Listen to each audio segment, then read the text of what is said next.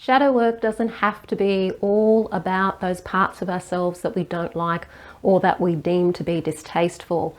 Shadow work can also be about exploring those parts of ourselves that we do want to have and that we actually admire in other people. So that's what we're going to practice today. We're going to go through an exercise that you can do to discover your strengths. But before we dive into that, hi, I'm Sandra from mysterywitchschool.com. If you're new to the channel and you want to know more about Wicca and witchcraft, hit the subscribe button and the notification bell so that you don't miss any videos.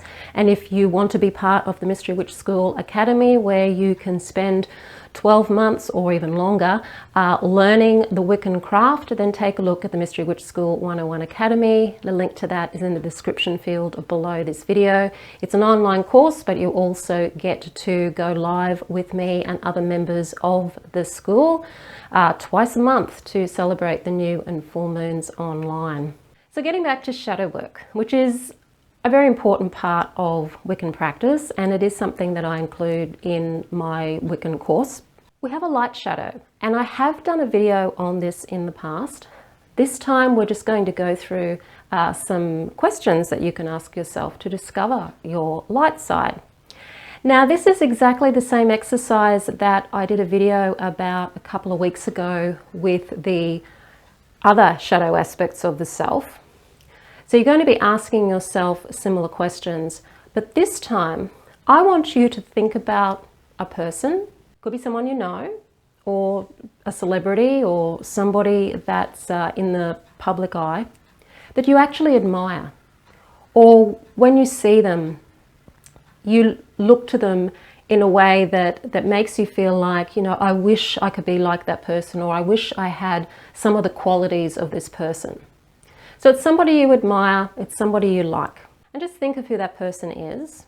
And as you're thinking about them, just ask yourself, what 3 adjectives would you use to describe that person? And then write those adjectives down. So it might be something like confident, courageous, charismatic, compassionate, any of those sorts of qualities. And then once you've done that, ask yourself, when I see this person, or when I'm with this person, if it's somebody you know, what do I feel emotionally when I'm with this person? What feelings come up for you? There might be feelings of admiration, there may even be some jealousy. What feelings come up? And write them down, write at least 3 of them down. And then once you've worked with the feelings, ask yourself, when I think of this person, or when I'm with this person, or I see this person, what thoughts come into my mind? What do I think when I see this person? Oh, that person's so confident. I wish I could be like that. Or, oh, this person just seems to be so giving. How could I be like that? Or this person seems to be so assertive.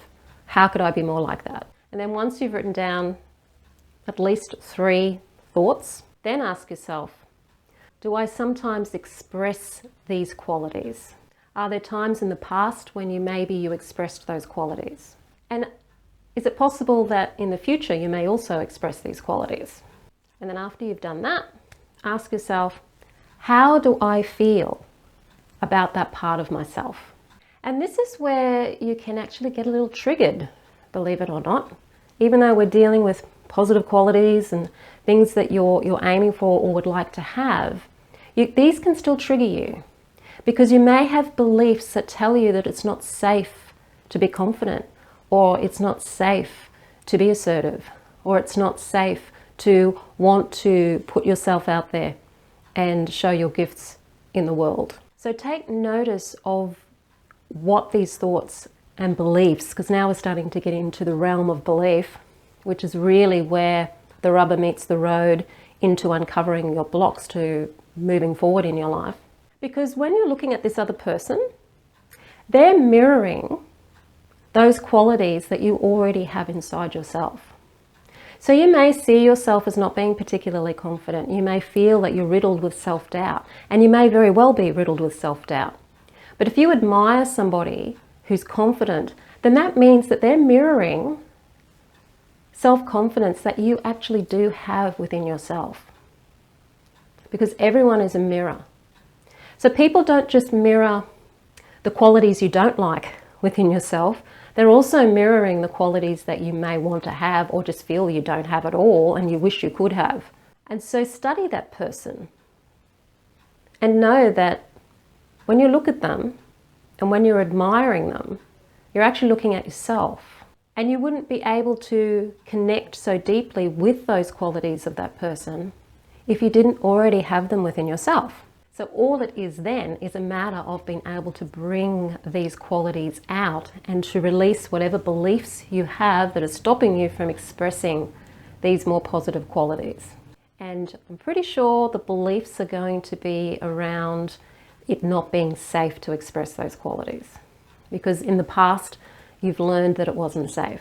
Pretty much most of our blocks and what stops us from being able to really express ourselves in the world in a positive way is the belief that we're not worthy, that we're not good enough, and all of the fears around that.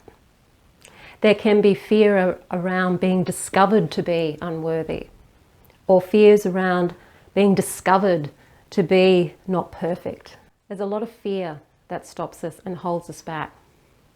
And part of shadow work is just understanding what these are and then being able to work with them and alchemically transform that fear into confidence, into trust, into whatever it is, however it is that it's manifesting, into its opposite polarity, because we're working with the principle of polarity when we're working with shadow work. So let me know how you go in the comments field with that.